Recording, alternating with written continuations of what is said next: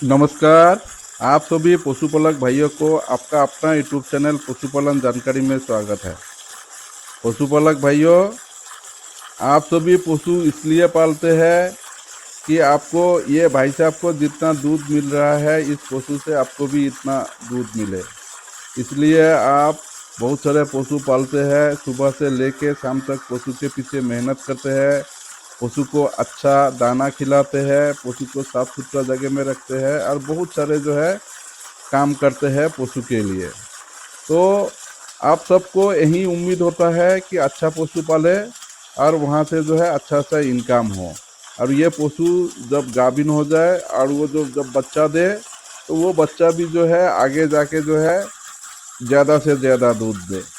लेकिन हकीकत में ये नहीं हो रहा है, क्योंकि जब भी हम फील्ड में घूमते हैं, पशुपालक के पास जाते हैं, तो पशुपालक भाई का एक ही शिकायत होता है कि डॉक्टर साहब हमने तो बहुत अच्छा बूल का जो है सीमेंट लगाया है, तो उसका जो सा बचिया हुआ है उसको भी हमने बहुत अच्छा खिलाया पिलाया है और बहुत अच्छा हेल्थ है, लेकिन वो जब गाभिन होकर जब बच्चा दिया और वो उसके बाद जब वो दूध में आया तो उस बूल का माँ का जितना दूध था तो उस हिसाब से इस गाय को जो है उतना दूध नहीं मिल रहा है।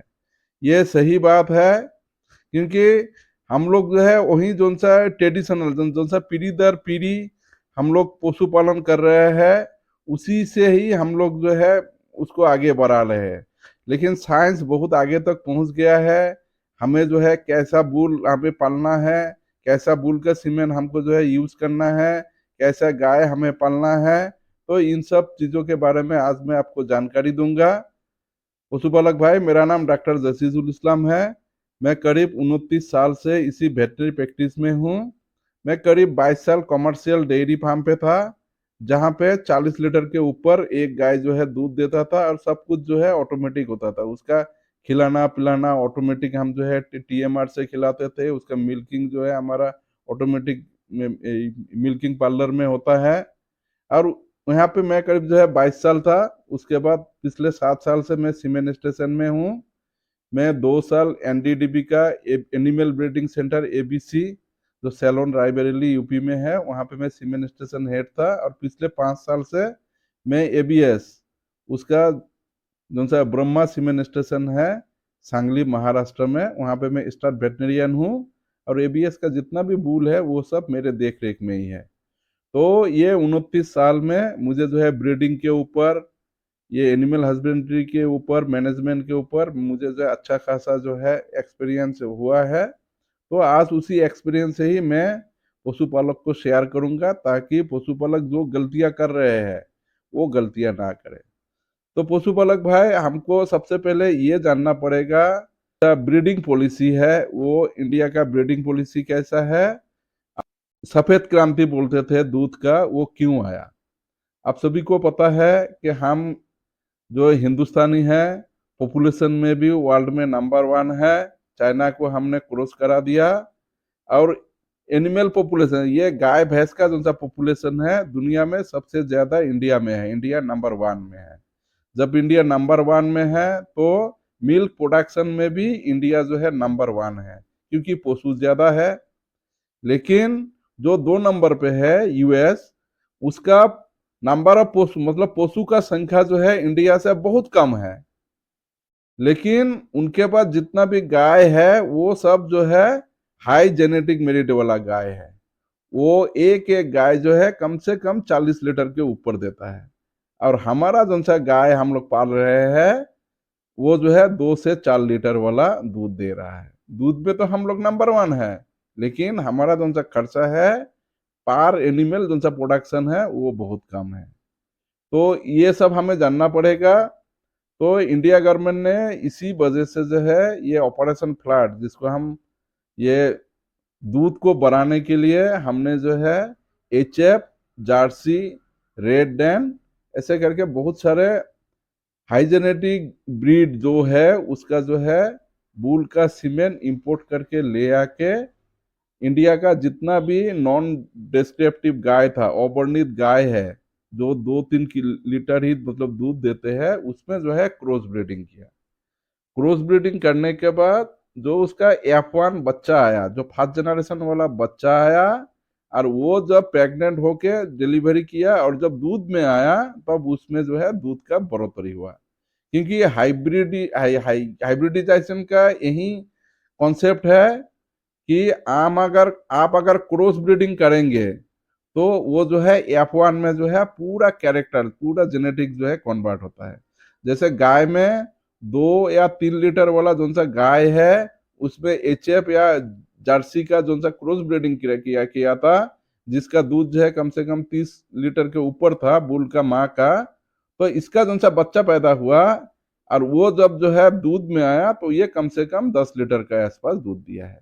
तो F1 जनरेशन में जो सा गाय है वो तो 10 लीटर दिया, लेकिन इस गाय का जब हम F2 जनरेशन में जाएंगे तो वो 10 से 20 लीटर गाय दूध जो है नहीं देगा। तो ये जो सा क्रॉस ब्रीडिंग है, क्रॉस ब्रीडिंग जो है हम जो है खाली एक ही बार कर सकते हैं और उससे फायदा होता है। लेकिन बार बार अगर उसको अगर हम F2 F3 में वो जेनेटिक जो है कन्वर्सन नहीं होता है। ये आप जो है ये एग्रीकल्चर में भी देख सकते हैं। एग्रीकल्चर में जैसे आपका सूरजमुखी फूल है या तो आपका ये हाइब्रिड टमाटर है, तो टमाटर का बीज जब आप लगाएंगे उसका जो सा पहले वाला जो सा फसल आएगा वो देखना बहुत ज्यादा आएगा और बहुत बड़ा बड़ा टमाटर या तो बहुत बड़ा बड़ा आपका सूरजमुखी का फूल आएगा। लेकिन उस बीज को अगर आप रख के अगले बार जब उसको पैदावार लेंगे तब देखना उससे उतना प्रोडक्शन नहीं होगा। तो यही हाइब्रिडाइजेशन का कॉन्सेप्ट है और इसी को ही जो है हम क्रॉस ब्रीडिंग बोलते हैं। तो क्रॉस ब्रीडिंग खाली एक ही बार होता है। तो अभी जो सा गाय हम लोग पाल रहे हैं वो जो है नॉन डिस्क्रिप्टिव गाय है और हमें ये कोशिश करना पड़ेगा, हम जो है प्योर ब्रीडिंग में जाना पड़ेगा। अगर आपका गाय अगर HF है तो उसमें जो है HF का ही सीमेन लगाए, और अगर आपका गाय जो है देसी नस्ल का है, जिस ब्रीड का भी है उसको जो है उसी ब्रीड का ही जो है आप बीज लगाए, तो प्योर ब्रीडिंग में ये जेनेटिक कन्वर्सन अच्छा होता है। आप सभी पशुपालक भाई को ये भी पता होगा कि बहुत साल पहले तक जब सीमेंटेशन नहीं था तब एक एक गांव में एक दो पशु बूल होता था। तो उस गांव में जितना भी गाय हीट में आते थे तो उसको उसी बूल से 60 से जो है क्रॉस किया जाता था। लेकिन उसमें यह दिक्कत था कि किसी गाय में अगर वो कोई बीमारी है, सेक्सुअली ट्रांसमिटेड डिजीज, जैसे ब्रुसेलोसिस हो गया, IBR, BVD, ट्राइकोमोनियासिस, कैम्पलोबैक्टीरियसिस, ये सब बीमारी अगर है तो वो बीमारी जो है उस गाय से उस बुल को आता है, और वो बुल जितने बार अलग अलग गाय को क्रॉस करता है, नेशनल सर्विस करता है, तो ये सब बीमारी जो है फैलता है। इसको हम सेक्सुअली ट्रांसमिटेड डिजीज बोलते हैं। और वो जो सा बुल हम लोग यूज कर रहे हैं वो बुल का हमें कोई अता पता नहीं है, उसका माँ का दूध क्या था, उसका माँ कौन था, बाप कौन था, वो सब हमें जो है पता नहीं है। और आपका गाय समझ लीजिए रात को क्रॉस कराना है, तो और जो है बारिश हो गया, अंधेरा हो गया और वो जो सा बुल सार जो है उस गांव में है ही नहीं, तो आपको जो है वो वाला हीट आपको मिस करना पड़ेगा। और 21 दिन बाद जो है आपका गाय या तो भैंस जो है वो हीट में आएगा। लेकिन 21 दिन आपको जो है बिना मतलब का आपको जो है उस गाय को आपको खिलाना पिलाना पड़ेगा। और एक दिन का खर्चा अगर मिनिमम 300 रुपया है तो 21 दिन में 6,000 रुपया आपका फ्री का ही खर्चा किया। और ऐसे करके अगर 2-3 हीट अगर आपने मिस कर दिया उस गाय का, तो वो गाय जो है सब फर्टाइल हो जाता है, उसका प्रेगनेंसी कंसेप्शन रेट जो है बहुत कम हो जाता है। और उससे आगे भी अगर आप अगर उसको अगर प्रेग्नेंट नहीं होता है तो वो पशु जो है पूरा बासपन में चले जाता है। वो अच्छा पशु था लेकिन आपका गलती की वजह से वो पशु जो है इनफर्टाइल हो गया, वो बेकार हो गया। तो ये सब चीज देख के जो है साइंस बहुत डेवलप हुआ है। और उसके बाद जो है सीमेन स्टेशन का जो है कॉन्सेप्ट आया। ये सीमेन स्टेशन में जितना भी बूल रखा जाता है वो सब जो है हर 2 साल में CMU, सेंट्रल मॉनिटरिंग यूनिट, ये सेंट्रल गवर्नमेंट का एक स्कीम है, वो जो है उसी के अंडर में इसको जो मॉनिटरिंग किया जाता है। और हर 2 साल में उस सीमेन स्टेशन का जो सा उसका इवेलुएशन किया जाता है, उसमें कौन सा बुल है, उसमें जो है बायोसिक्योरिटी मेंटेन किया हुआ है नहीं किया है, उसका कैसे बुल का सीमेंट ले रहा है प्रोसेसिंग, क्योंकि ये सीएमयू जो है एक एमएसपी जो है सब सीमेंट स्टेशन को दिया जाता है और उसी एमएसपी को फॉलो करना है सीमेंट स्टेशन को, और उसी एमएसपी के आधार पे ही जो है ये सीमेंट स्टोर बनाना चाहिए। उसके ऊपर उस सीमेंट स्टेशन का ग्रेडिंग होता है, ए ग्रेड, बी ग्रेड। तो आप सभी पशुपालक भाई को हम यही सलाह देंगे कि आप जब सीमेंट खरीदेंगे तो किसी ग्रेड ए जो बहुत अच्छा ग्रेड का है उसी ग्रेड ए सीमेंट स्टेशन का ही सीमेंट आप यूज करें। और आप जब सीमेंट यूज करेंगे तो जिस बुल का आप जो है सीमेंट यूज करेंगे उस बुल का बारे में जो है आपको जो है उसका जो है रिसर्च करना पड़ेगा, उसके बारे में जानकारी लेना पड़ेगा, क्योंकि वो बुल का सीमेंट जो फील्ड में आया उस फील्ड में उसका जो है कंसेप्शन कितना हुआ, उसमें प्रेगनेंसी कितना हुआ, और वो जो सा प्रेगनेंसी हुआ है वो बच्चिया जब जो है दूध में आए तो वो कितना दूध दिया है, ये सब चीज जानने के बाद ही आप उस बुल का सीमेंट आपको यूज करना पड़ेगा। सीमेंट स्टेशन में जब हम बुल सिलेक्ट करते हैं तो उसमें जो है हम दो चीज के ऊपर जो है ध्यान देते हैं। जैसे बुल का सोर्स, जैसे अगर जेनोमिक टेस्टिंग बुल होगा या तो पीटी बुल होगा तो उस बुल का जो है सोर्स जो है नोन है, जाना पहचाना है, तो उससे अगर हमें बुल मिलेगा तो वो बुल हम एकदम लेते हैं। और ऐसे में ये जो है बहुत कम ही बुल मिलता है। और जो सा डैम सील्ड के ऊपर जो है बुल का माँ के दूध के ऊपर जब हम जो है कोई भी बुल सिलेक्ट करेंगे तो उसका जो है सोर्स उतना नोन नहीं है, क्योंकि वो जो है प्रोजेनी सिलेक्शन या तो नॉमिनेटेड मेटिंग प्रोग्राम से वो जो है बुल जो है सिलेक्ट होता है। तो वो बुल सिलेक्ट होने के बाद उसका जो है बहुत सारे टेस्ट होता है, वो सब टेस्ट करते हैं। जैसे आपको फर्स्ट प्रेफरेंस देना है जो भी बुल का आप सीमेंट यूज करेंगे वो अगर जेनोमिक टेस्टेड बुल है तो उस बुल का जो है आप जो है सीमेंट लेना है। ये जेनोमिक बुल क्या होता है? जेनोमिक बुल ऐसा होता है कि कोई से भी बुल जो एक दिन का बच्चा है उसका डीएनए लिया जाता है, उस डीएनए को जो है उसका टेस्ट किया जाता है, उसमें जो है जौन सा उसका मिल्क प्रोडक्शन ट्रेट है तो उसका जांच किया जाता है। उस बुल का जो है माँ का फैट परसेंटेज कितना था, दूध कितना दिया है, प्रोटीन कितना था, उसका जो है सोमाटिक सेल स्कोर कितना है, उसका बॉडी वेट कॉन्फर्मेशन क्या है, उसका हेल्थ फर्टिलिटी क्या है, उसका काल्विंग ट्रेट क्या है, ये सब चीज जो है वो जेनोमिक बुल का जो सा बायोडाटा जो सा टेस्ट रिपोर्ट आएगा उसमें सब कुछ आता है।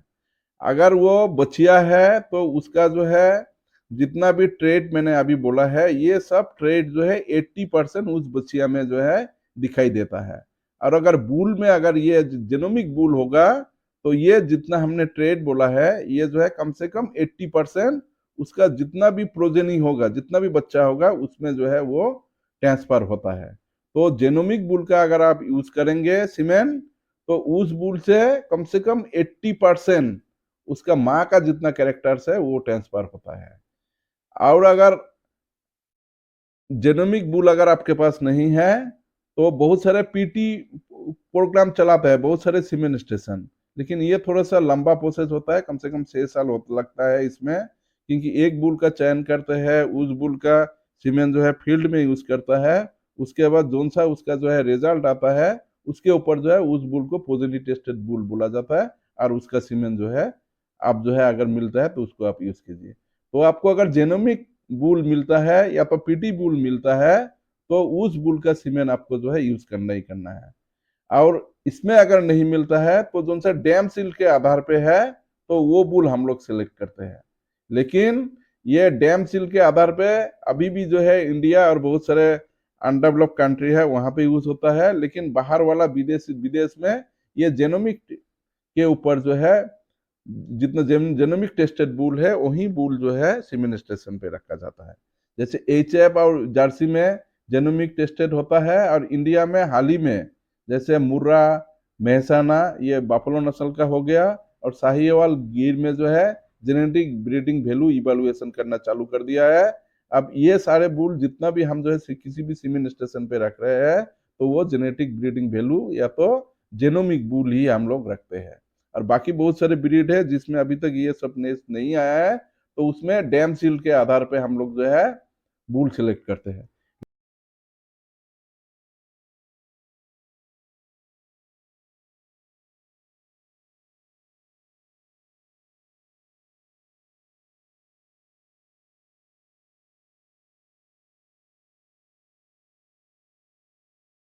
लेकिन आपको ये जानना पड़ेगा, डैम सील्ड मतलब उस बुल का माँ का दूध के ऊपर जो हम बुल सिलेक्ट करेंगे उसमें से खाली आपका 20% ही आपका जो है दूध या तो गुण उस बच्चे में आएगा। मतलब आप समझ लीजिए माँ का दूध 10 लीटर था और बुल का 30 लीटर है, तो उसका जो सा बच्चा आएगा वो 8 लीटर ही देगा।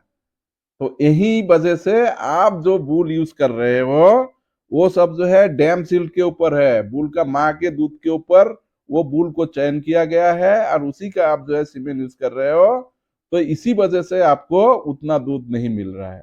तो पशुपालक भाई, जितना भी सीमेन स्टेशन है उसमें जेनोमिक बुल का आप सीमेन देखिए, या तो पीटी बुल अगर है तो उस बुल का सीमेन ही आप जो है अपना पशु में लगाइए। तो आप देखेंगे आपका पशु का जो सा दूध आएगा, जितना भी कैरेक्टर्स आएगा उसमें कम से कम 80% जो सा कैरेक्टर्स है वो उस जेनोमिक बुल का आएगा ही आएगा। जितना भी जितना भी कमर्शियल डेयरी फार्मिंग है या तो प्रोग्रेसिव फार्मर है या तो जितना भी ये मिल्क कंपटीशन में गाय आते हैं उसमें अगर देखेंगे उस गाय का जो सा पिताजी है जो सीमेन यूज किया था वो सब जो है जेनोमिक बुल या तो पीटी बुल का ही सीमेन यूज किया हुआ है। इसी वजह से जो है उस गाय में बहुत ज्यादा दूध होता है। तो पशुपालक भाई को हम यही रिक्वेस्ट करेंगे कि आप अपना पशु में जब भी आप किसी भी बुल का आप सीमेन यूज करेंगे उस सीमेन के बारे में पहले जानकारी लीजिए, फील्ड का रिजल्ट देखिए और उसके बाद आप अगर जेनोमिक बुल और अगर पीटी बुल ही मिलेगा तो उसी बुल का आप जो है सीमेन यूज कीजिए। धन्यवाद।